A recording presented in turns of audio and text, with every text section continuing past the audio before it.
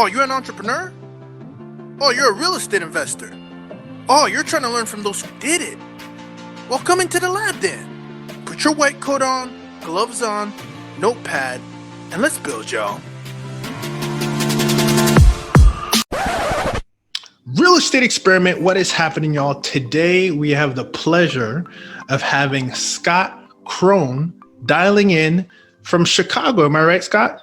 That is correct. Thanks, Ruben, for having us. I appreciate the opportunity. Absolutely. Welcome to the lab. And first of all, I want to level set. I like to level set because we have practitioners who come into the lab, and so it's important for us to understand what background you're coming from. So what I find really interesting is, first of all, your resume is incredible. It's very important for us to highlight that with your experiences working in a redevelopment company to then creating your own, to then also getting your education in architecture, receiving awards locally. I mean, it's fascinating. So I want to take a step back because the Scott of today has, looking back at you, you can see the things at the back of your wall. If you're listening to this, you've obviously done a lot.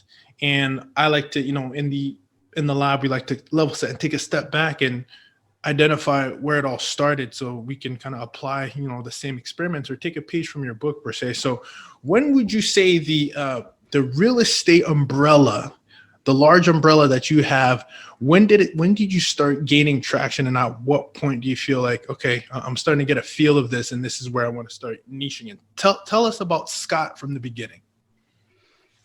Well, I don't want to bore your audience and cause them to fall asleep from the beginning, but we'll make sure that does not happen. Make sure. So I would say that when the real estate light bulb went off was I had 3 weeks off between my graduating from college and immediately starting my graduate program in architecture. And that summer, so I graduated in May, and literally in June, I started my graduate program. And we were in Crown Hall. And for those of you who might not know, one of the world's famous architects, Ludwig Mies van der Rohe, he basically founded the Illinois Institute of Technology's College of Architecture. He immigrated from Germany and began the Bauhaus movement here in the United States. And he's responsible for a lot of Chicago architecture, but architecture throughout the entire country and world as well. But we're sitting in his architectural gem, Crown Hall, which is all steel and glass. There's no AC. It's about 110 degrees outside, and it's humid. And we're drawing on cloth drawings, and we can't sweat, and we keep dripping. And I'm drawing these renderings that we're supposed to be doing for class.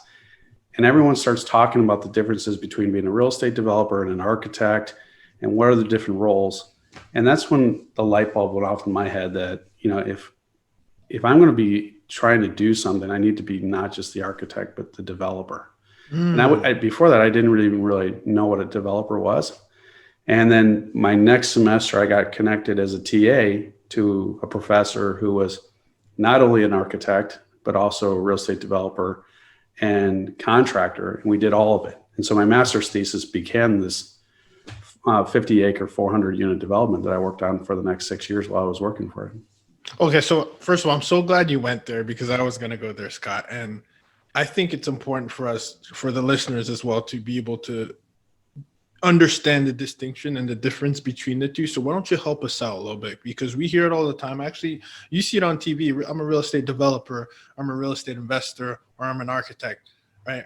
How do they all come together? How are they different? And how would you define it when you were looking at it as to why I want possibly to be I want to be one over the other, or maybe both? It seems like maybe, why don't you help us out in identifying the differences between the two? Well, I think everyone's pretty clear what an architect is. They're responsible for designing the building, not for building it, but for the design, both the concept as well as how to build this building. The real estate developer or the developer is the one who owns it. So they're hiring the architect, they're hiring the contractor. So if we think of a pyramid, you have the developer on the top, you have an architect over here, and then you have a GC. And that becomes the triangle, if you will, of the three major players in it. And so an investor could be the developer, but they could also be like a silent partner investor in the deal. So there's different ways in which an investor could be involved. And I think a lot of people equate themselves when they're starting out with single family homes. Well, I'm a real estate investor. In essence, if they own the property, they are the developer. They are developing this asset into something different and improving it in order to sell it. And so in the case that we were doing my master's thesis, the company bought the old Sara Lee factory. We demolished it on 50 acres and then built up condominiums and townhomes and single family homes there. So what we're doing now is as a developer, we're taking underperforming commercial buildings in urban markets and we're converting them into self-storage. So we as a developer are acquiring the asset, we're acquiring the property, we're giving it the vision, we're describing what we want to do with it, we're getting the money lined up, we're hiring the right people to do the job, which includes hiring us as the architect and also as the GC firm. So we're a design build firm. Mm-hmm. And then we'll own the property when we're done. So I think it's an important distinction. I think you're bringing light to myself as well, because I think a lot of folks listening are coming from different worlds, right? There's the fix and flip world, and then there's the world that we're very familiar with the folks who step into the lab, and it's the syndication world. Would you say those two individuals, one who is flipping and one who is also doing value add, to your point, whether it's class A, B, whatever, B and C, or whatever the case might be, would they fall under the real estate developer umbrella based on what you just said? Absolutely. I mean, the first deal that I did on my own, we bought a piece of property. It was a single family home and we tore it down and we built a new home and we sold it. So we were the developer on that project. And, this is, over 25 years ago, and we bought it. We were the developer, we designed it and we built it. But we had 3 investors at that point in time. So technically, we didn't call it syndication back then. We just said we're raising equity. Yeah. I think syndication is a new type of word that's out there to describe when people raise money for equity. But I think the larger role is if you're going into a general fund versus a specific project. So my first three investors were my father, my uncle, and my grandfather. We raised $100,000 and we built it and we sold it for $1 million. Wow. So I'm glad you brought up the first deal. I'm going to talk about that, but going back to your foundation, because I think it's fascinating, and I don't think I've ever had anybody who has that, theoretical education of, and I don't know if maybe I said that the right way, but what I should say, educational foundation from an architect perspective, which I believe you have. Am I correct? That's correct. So I think that's fascinating. So how do you feel that maybe I'm a student, I'm listening to this, and I'm in architecture. And by the way, disclaimer, I was actually going to go into architecture myself and I didn't. And I went, civil engineering, and I almost didn't. And I went a different route, but we'll talk about that in a second. But to someone who has that education, today in the work, right now we're going to get to Coda Management Group, the company you founded. You guys are doing multiple projects underneath that umbrella. Where do you think the architectural foundation, if you still use it today, because now you're general partner, I'm assuming, and you're at the top and you got a large company, but how would it serve me to have in architectural, education, and in what places do you use it? Are you still involved? Is it easier to delegate to somebody who has that so you actually understand what you're delegating? Like, where do you feel that it fits the gap into what you're doing today? Well, I'll give you a specific example. This past Monday, we just acquired a building in Louisville, Kentucky. Mm-hmm. It's actually 4 buildings. So it was original building and 3 additions that created this ultimate building. And we have tenants in there. And so we're creating a flex warehouse space on one half of the building and self-storage on the other side. So me as a developer, I go in there and look at okay, what can I do to financially increase the performance of this building, this asset, in order to make it viable? And then how much is that going to cost me and what can I afford to pay for it? When I go in there and I use my architectural lens, I'm sitting there saying, okay, what can the structure handle? What can the structure do? How can I relocate the different tenants that I need in order to accomplish what I need to do? And then from when I act as a general contractor, I go in there and I say, physically, how am I going to build this and what will the cost be? And so I'm looking at it from all 3 lenses, And so if a lot of developers don't have the other two, or a contractor doesn't understand the aesthetics or the code or the different issues, they just know how to build it. But so when I go in there, I really have 3 views or focal points of which I can evaluate a property to determine if it's feasible to do what we want to do.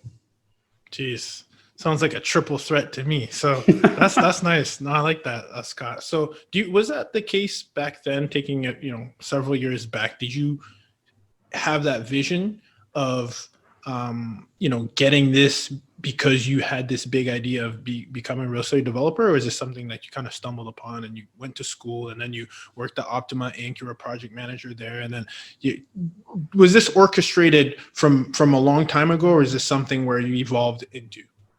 Well, I think it's both. I think I stumbled into it because the fact that we had a family business and we sold the family business my senior year of college. And I was expecting to go into the family business, which is die casting. Really? And my parents showed up and said, well, what do you want to do next year? Well, I thought I would have to go in the family business. And they're like, well, we're not going to do it. And I'm like, did I upset grandpa? Who did I upset that I'm not going into the family business? And they said, well, we're selling it. So that's when my father redirected me back towards my architectural interest in high school and stuff like that. And so I stumbled into that. I stumbled into going to IIT.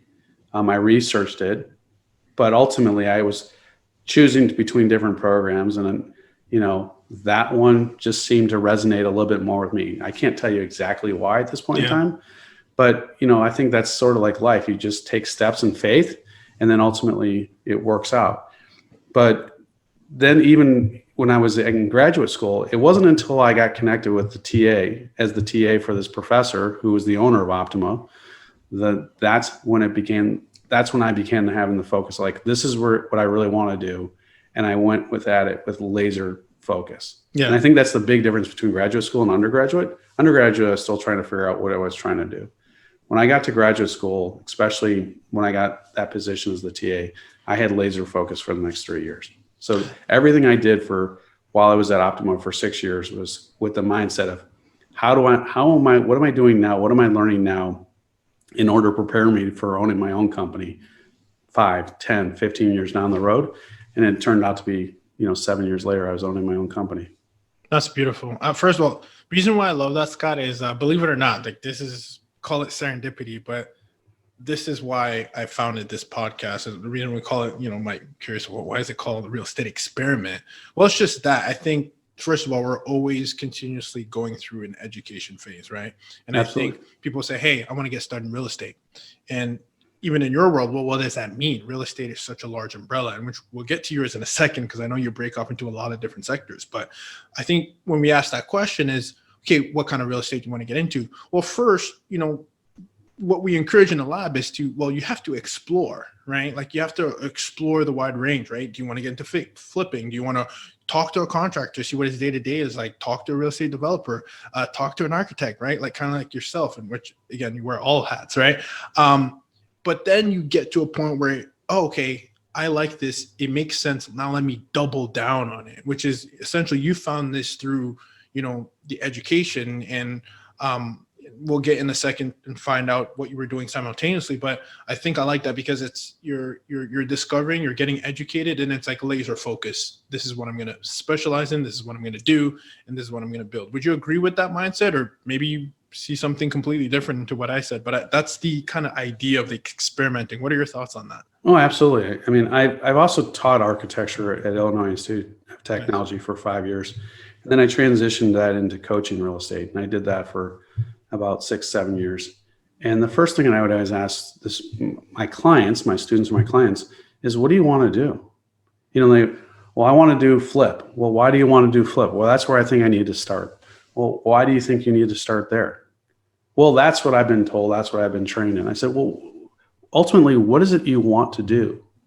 So if you don't want to be a flipper your entire life, then why do we want to start down that path? If you want to buy apartment buildings, then let's start going down that path so you're prepared. Mm-hmm. If you want to start doing something else, or new construction, or single family homes, or commercial, whatever it may be, let's get on that path rather than on a path that you think you've read about that may eventually get you there. But why not have a strategic plan in terms of where you want to start and how do we get there over a course of a period of time? I really like that. So do you feel, I think this is a good topic, right? Because let's talk about multifamily, for example. And I know you're in commercial real estate as well. You did talk about that first potential, if I'm correct, that first deal being a single family home. Now, this is an interesting concept, right? Because it's, or interesting topic. Does one right off the bat jump into multifamily, or do I evolve and graduate into multifamily? If I'm listening to this right now and I'm feeling inspired by what you just said, Scott, and you ask me, hey, what do I want to do? And my answer to you is, hey, you know what? I want to be the badass real estate development. I want to be like Scott, basically, right? What are the steps? You just asked me, do I start hanging out with a guy like you, or do I need to take, maybe I need to get a couple flips underneath? Like, what are your thoughts? Because I think people in the industry have different thought process. And because you've coached, I think you're more than qualified to kind of help us or help that listener who's in maybe this current thought process. The next question I ask everybody is, what are you currently doing? What is your background? And I think that has a lot to do with it. I literally had a call today where someone called me up through an educational program. I'm not a coach there. I'm part of a large group of investors across the country, about 35,000 people. And there's a big educational background component to it. And they called me up and said, hey, would you mind if I talk to you about, I want to develop some multifamily in LA? I said, sure. So they called me up and they said they want to buy this property and they want to develop 4 apartments. And, I started asking them questions like, how much are you planning on spending on this? It was $1 million. I said, okay, is that $1 million in hard cost? And they said, well, what's hard cost? I said, well, it's hammers and nails. How much are you physically to build it? And they said, $1 million. I said, well, how much are you buying the property for? And they said, well, about $1.2 million. I'm like, okay, so you're in for $2.2 million. And then you have your other soft costs. And they're like, well, what are soft costs? And I'm like, that's taxes, insurance, architectural, contract, all the different fees that are not associated with the interest, all those sorts of things. So I said, so easily you're going to be about $2.5 million. And they said, well, okay, sure. And I said, okay, then what are your rents going to be? So they told me it was about $17,000 a month. So $102,000. Okay. And I said, well, if your operational expenses are around 50%, that means you're bringing back around, $50,000. So if I do the math on this, your cap rate is going to be around 3%. I said, because they thought it was going to be worth $2.8 million, $3 million. So even if it was $2.8 million, they were wanting to spend $2.5 million to make $300,000. So the first thing out of my mind is that's absolutely insanity because the risk margin is not there. Absolutely. But then 2, who's going to pay $2.5 million, $3 million for 4 apartments in LA? I said, what's your background? They said, well, this is our first flip. This is our first project. So we don't really know what we're doing. We figure we have to hire an architect. I'm like, yes, you're going to have to hire an architect. But I said, more importantly, you're going to need to convince a lot of different people that your project's viable. You're going to need to convince the seller. You're going to need to convince an architect. You're going to need to convince your broker, your mortgage broker, your lender, your investors, all these different things. So if you don't have that background, then getting into a development project right off the bat without a partner or someone who's experienced is way difficult, very difficult to do unless you've been in other businesses and know how to run a business for 10, 20, 30 years. So, and they said, well, my husband was in the military, which I tip my hat to them for doing that. And he just got out of that military and we're starting, and I've been a house mom and now we're trying to do this. To me, that's the type of person where I'd say you need to start with something else because this is way too much and you don't know what you don't know. Yeah. Well, you did mention something key there, Scott, though. You did mention partner. I don't know. I know this is a thing we talk about a lot, mentors, coaches, partners. It sounds like they have 2 options. It's to either start with a lower risk, right? Where it's not you're not talking 2.8, maybe you're talking 280,000. I don't know, right? And I don't know if that's right or wrong. Or, foster relationships to partner with someone whose time it may be worth to do it with you. Like, where do you have one that you're leaning more towards? If I'm listening and I'm like, what would Scott do? Well, I think there's 3 options you can do, right? One, Okay. You can go work for somebody. 2, you can hire somebody. Or 3, if you're going to partner with someone, then you need to say to yourself and to them, more importantly, what are you bringing to the table that is of value? Okay. So if I'm, working in if I own a top 10 company in the country, mm-hmm. and someone comes and says, I want to partner with you on a 4-unit development, I'd be like, go pound sand. I don't have time for this. This is too small. Right. Yeah. So they don't inherently offer me something that is of value. And I think that's what people, and I said, well, what are you going to offer?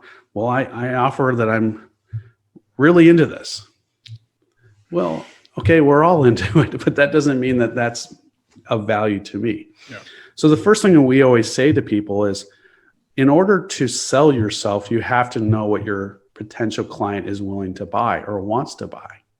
And they might not necessarily know that, but we have a series of questions that we always ask our potential customers that we go through systematically to understand what it is that their goals and objectives are and what are the challenges that they're facing. Most people think that they solve the sales problem by offering what someone's goals are. But in reality, your biggest sales are when you solve people's problems. People aren't looking to buy something that they already have. They're looking to buy something that they don't have. And what they don't have is a solution to their problem. Yeah. And so that's what the thing that we always look for is, what is the problem inherently that this person has, so that we can figure out a way in which to solve it, because then we're bringing value to the equation. Does that make sense? Absolutely. No, I think it was really well put. So let's fast forward into your world, because I do want to talk about the wonderful things that you've done as well. You started with a single family, if I'm correct, and then you've obviously graduated to what's worth today more than $55 million from $1 million portfolio. What did you turn to? I know you had some family background. I know you had the educational background. You had the network as well, I'm sure. What was that? If I'm literally at 0 and I want to get to 10, what did it look like for you? And obviously, we're just trying to learn through your lens. And maybe you would have done some things differently. Well, our first deal is we bought this property for $300,000. We put $325,000, $350,000 into it.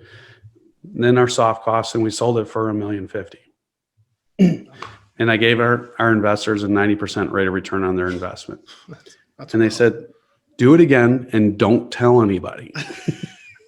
Wait, okay, so let's just take a step back. What condition was this property in? Where was it? What market? What are we talking about? It was in the North Shore of Chicago. It was in a community called Glencoe.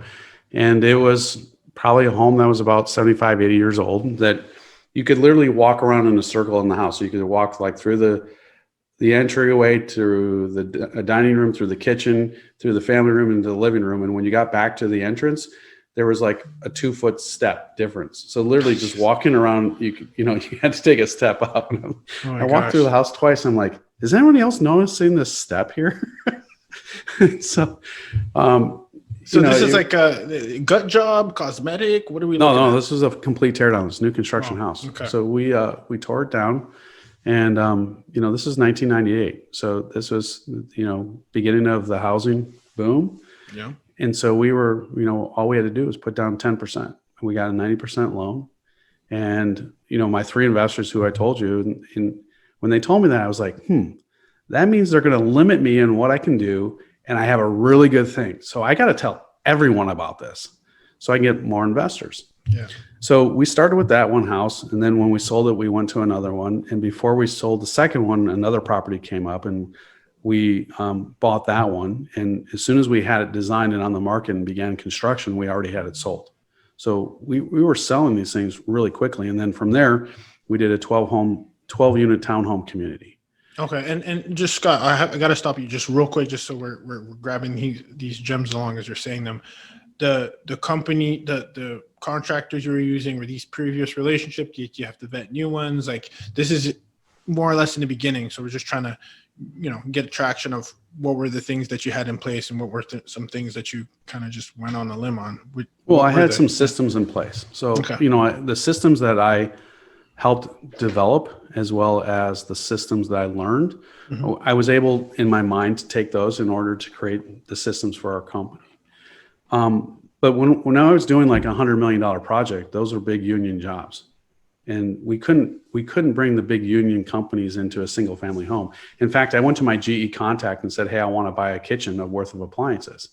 And I found out that the local stores were actually giving me better pricing than my GE rep. And I'm like, hold on, we just bought like literally 500 housing units of kitchens from you. How come I can't get a better deal? And they're like, these wholesalers, these companies that in Chicago are now considered the wholesalers, the big, distributors of them, they're like, their volume is bigger. They get better discounts. Jeez.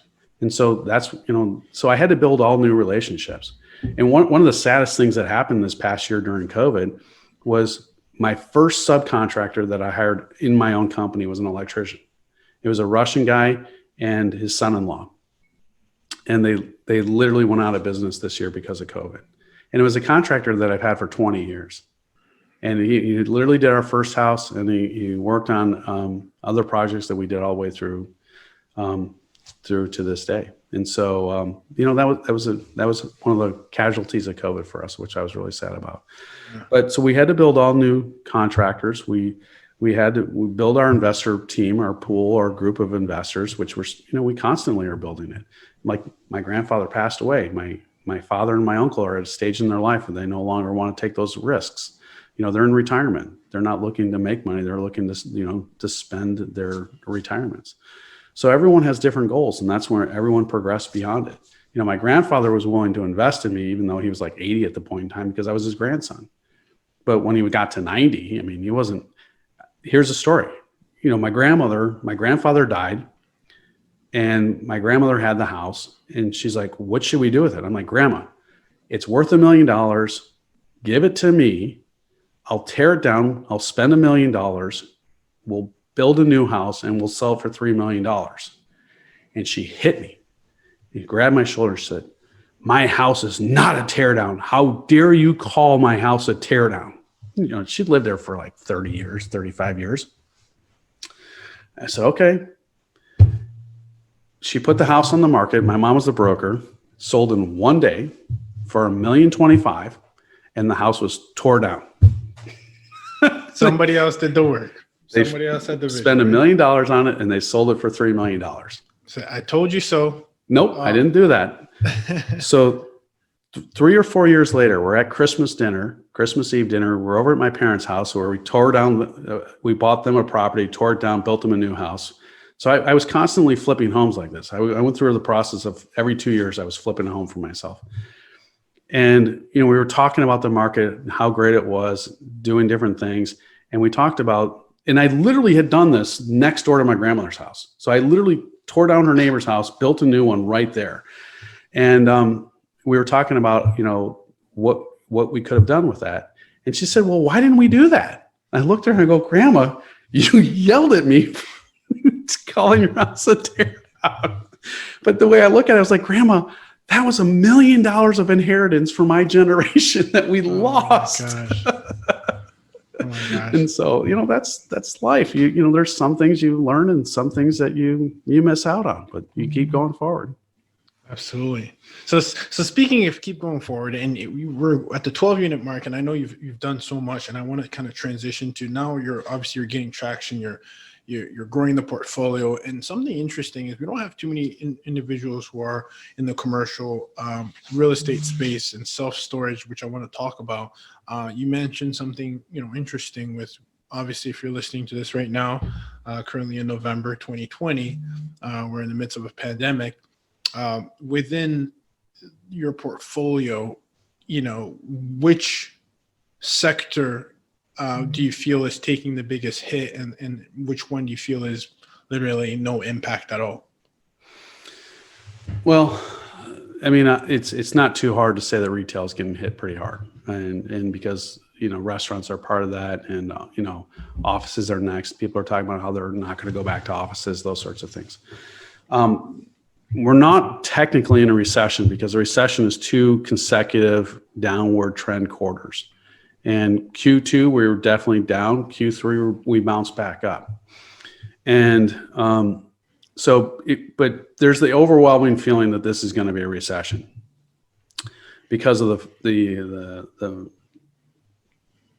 restrictions on foreclosure, how they're not allowing foreclosures to happen in the courts.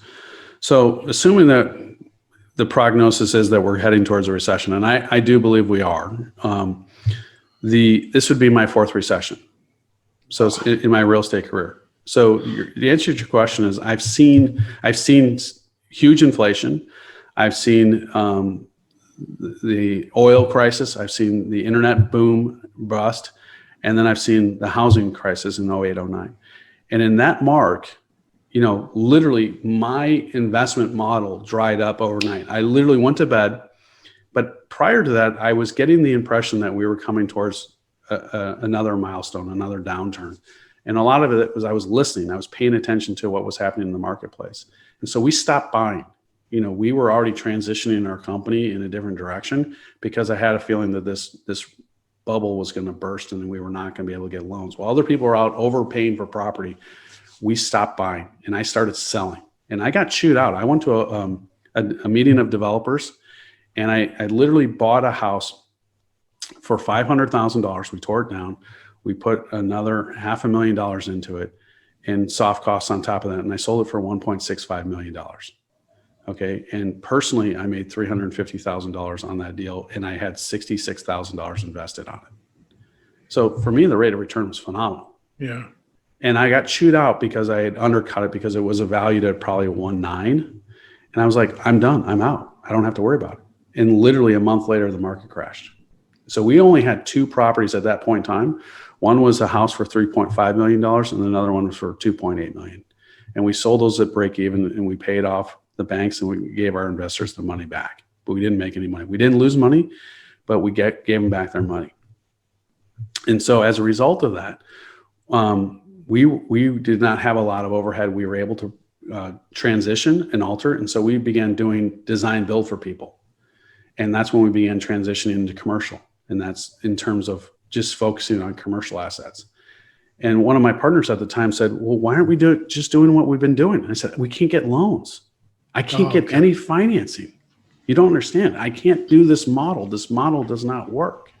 Even if we put 50% down, the banks would only give us a loan for 50% and then charge us like 10% interest. We can't afford the carrying cost. Yeah. It's just not viable. And so I began buying distressed apartments and I began doing notes and other investment vehicles. But subsequently, we've sold all the apartments. We've stopped doing the notes. We've sold all the other apartments because right now what we're seeing is everybody went into apartments and then now there's cap compression. It was becoming very, very difficult to acquire reasonably priced apartment buildings. But it was during that time that I also saw the power of self-storage. That's when I learned self-storage.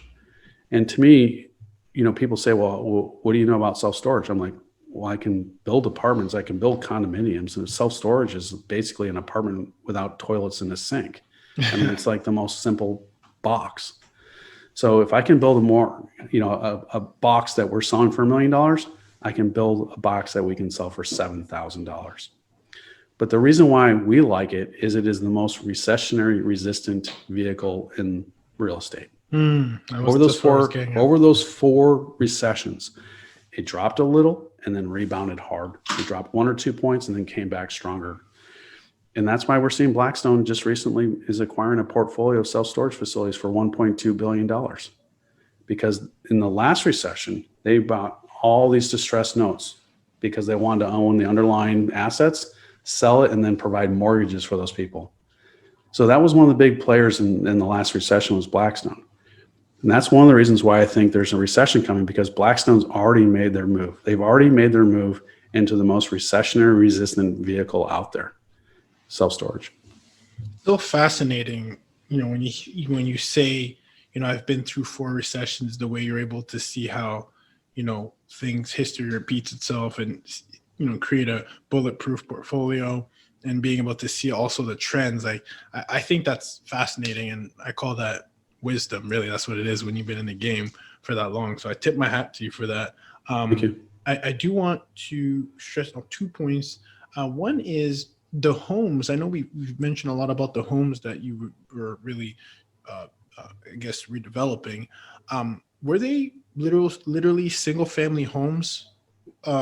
Like what size are we talking about? Because I know we've been talking about these for a while in the beginning, and you talked about, the 1.9 and 1.6 million. What kind of homes are these? Are these like luxury homes that you're building, or and why are you in that price range? Is that strategic? It was strategic because it was the market that I was most familiar with. But we were buying homes that were in the most affluent part of the Chicagoland market. And so the value of the land was more valuable than the home itself. Wow. And so the first home was on 100 by 180 lot. And it was $300,000, but, top high schools, top elementary school in the country. And, no one was willing to buy it because it needed so much work. It was dated. It was run down. It was, no amenities. There was very little insulation in the home, old windows, all those sorts of things. And this is the beginning trend of the tear down market. And so we were able to tear down, put in a new foundation, 9-foot cleared ceilings. So it was 10-foot walls, 4 bedrooms, 5.5 baths, great room, living room, dining room, gourmet kitchen with Thermador appliances, all this granite countertops, all the nice amenities, plus the ability to have a loft over the garage. And that's what we were able to sell for $1.05 million at that point in time. So when we were at $1.05 million, there was other developers who were at $1.08 million or $1.05 million. And then when we got to about $1.05 million, $1.08 million, then they were at 2.5. And then when we got up to 2.5 or 2.2, they were at $3 million. When we got to $3 million, they were doing $6 million homes. So the most expensive home that we worked on, the owner bought it for $7 million on the lake, and they put a $7 million addition on the home. And we were called in because there was problems with the home, and we were the testimonial expert on the matter. And we had about $1 million of repairs that we projected that we had to do with this. And they were all custom made French doors that faced the lake, and they were leaking water and all this other stuff. But it was a $14 million home, and the guy lived there for about 6 months, sold it, and then moved to Florida, and he sold it for less than what he put into it. Yeah. So I'm curious, what do you say to a guy right now who's listening, who's doing flips at he's buying them at $100K a piece and selling it for $300K, right? Obviously a very different scale. Job. Interesting. So would you say though, is he or she ready to elevate if they just raise simply more capital? Are they ready to just scale up to that level of luxury homes? Or what would be that misconception per se, or is there even one, or is it just a limiting belief that they can't be in that range? Well, I would say that the first thing is if you this is what my mentor. So I've had 2 mentors in my life, main mentors in my life. And when I say that, I'm going to say my professor I worked for, he was my first mentor. He taught me the real estate industry. And then my second mentor was a business person. And he immigrated to the U.S. from Lebanon with $50 in his wallet. And he began teaching Sunday school class, and then turned that into Sunday school materials, and then turned that into real estate, then sold those and started a bank. And then that bank got bought out by a bank, and he put it on the board, and it just grew. And so now he's on the board of BB&T Bank. He owns Great Harvest Bread. He owns Lazy Boy Furniture, and he's the president of High Point University. Jeez. And very incredibly successful individual. He's a Horatio Algier Award winner. And so he always taught me, look at best case scenario, worst case scenario, and what most likely will happen. And then he said, also, you have to consider yourself. When you do business, do you want to do business with a pro or a professional, or do you want to be an expert, or do you want to be an authority? So everybody, if you look in the yellow pages, you'll see pros, plumbers. I need a plumber. Okay, you have a license, you're a professional plumber. Now, if you have a really bad plumbing job, then you probably want to hire someone who's an expert in that type of plumbing. So is it underground plumbing or internal plumbing, residential plumbing or commercial plumbing, or, whatever it may be.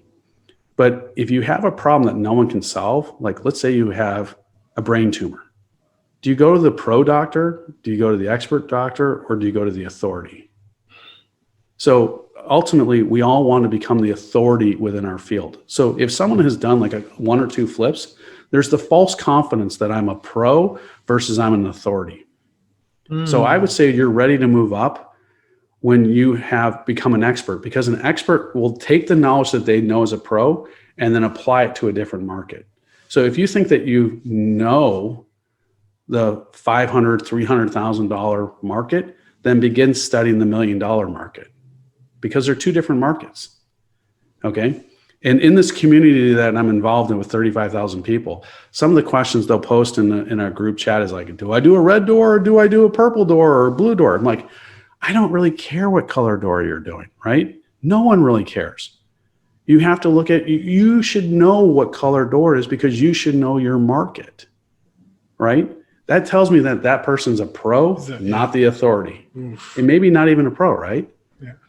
And so if they're looking for that level of guidance on something so insignificant, because ultimately the homeowner could buy the home and paint the door the next day. It's not going to change the value of the home, right? But knowing your marketplace, knowing what program, what people want, why they want it.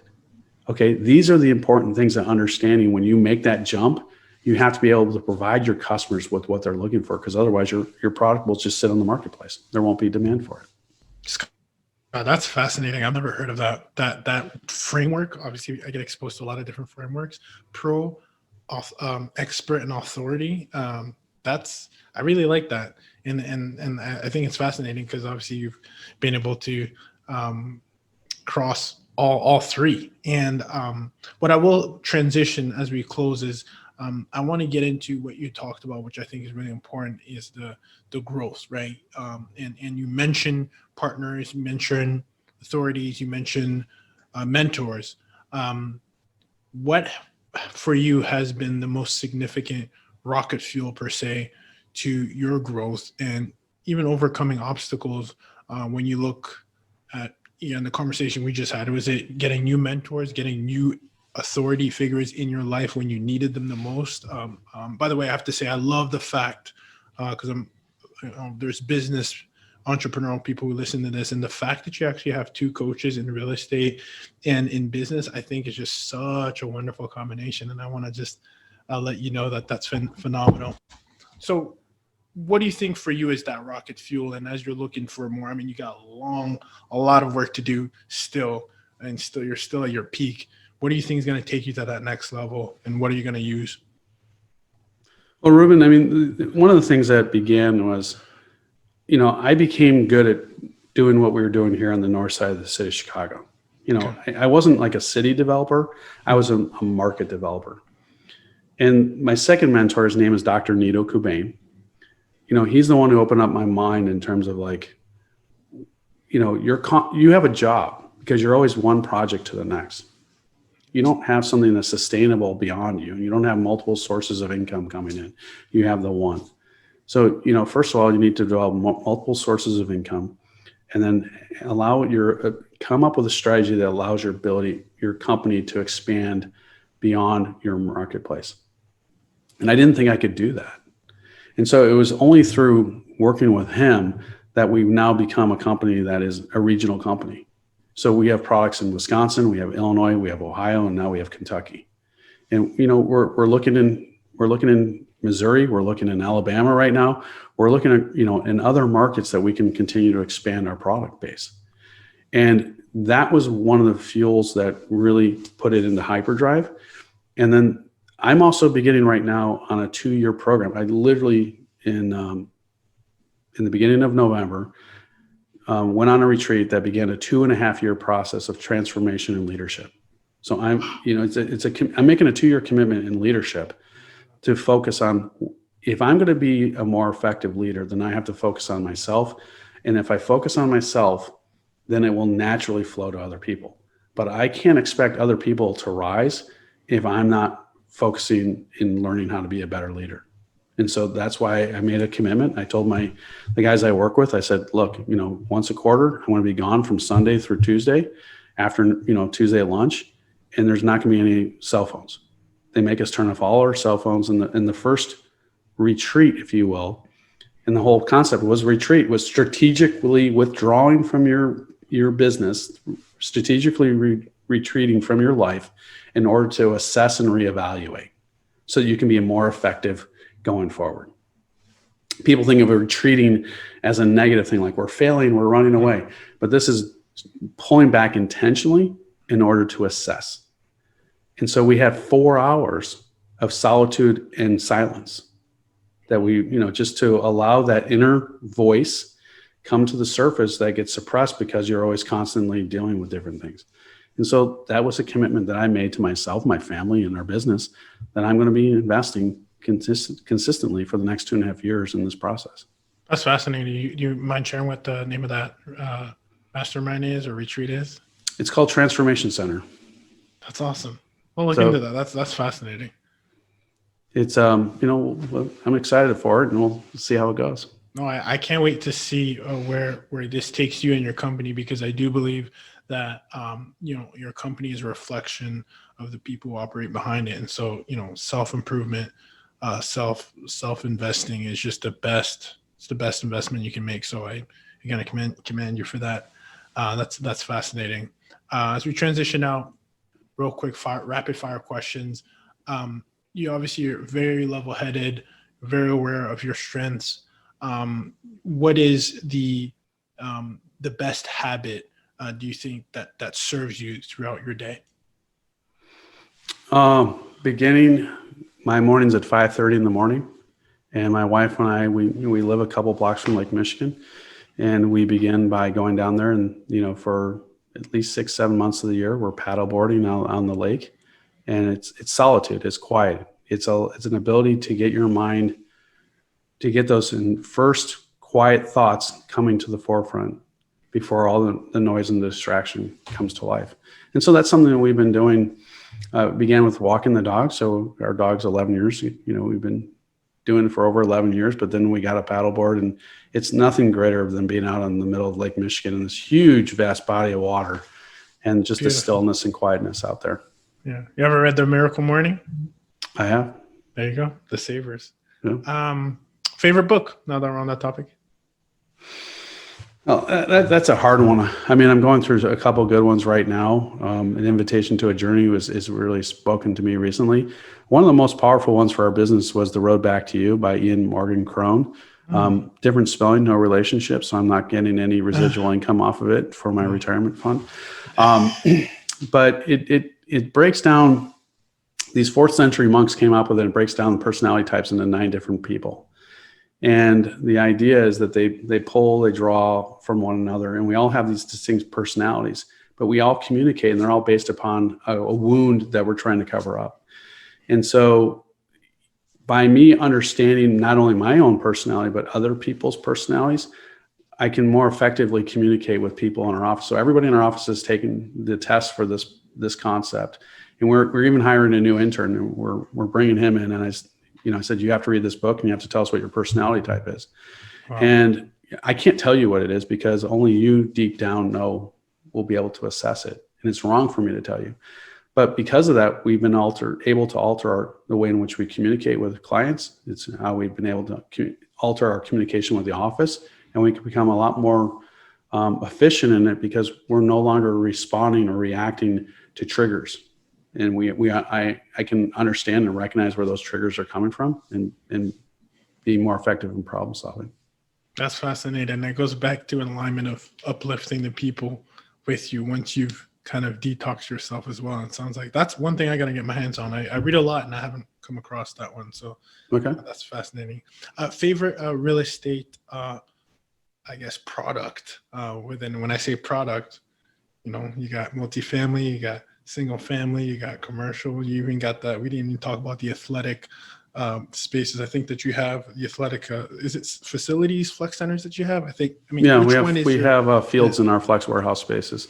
There you go. I would say self-storage. I mean, to me, it's the most predictable model out there. That's the reason why we're doubling down on that. We have laser focus. So, less than 5 years ago, we came up with a 5-year plan of having 10 facilities in 5 years, and we're on track to meet that. It's amazing. Well, Scott, I can't thank you enough for stepping to the lab. Where can the people find out more about the fascinating impact that you're having in your communities with an S, that, across the board? Where can we find out more about you, your company? Where can we stay connected? Well, first of all, I'd like to thank you again for having us on there.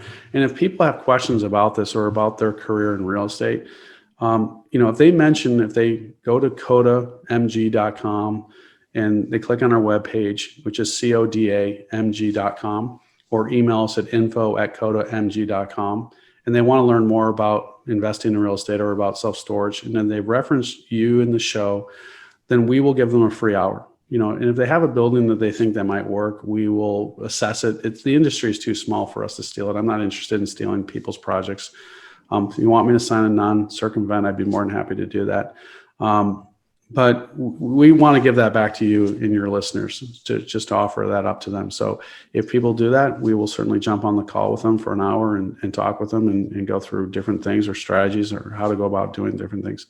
But those are the two different ways. So info@codamg.com, or just you can go to our website, codamg.com, and they can click on some links. And again, obviously, I wouldn't expect anything less from you, just a giver and providing so much value. So we want to thank you for coming in and definitely giving us way more. And you guys got to hit the replay button on this one. There were so many gems in there, and we'll make sure we include all of those in the show notes. But thank you again, Scott, for stepping into the lab. And just like that, we are out. Thank you.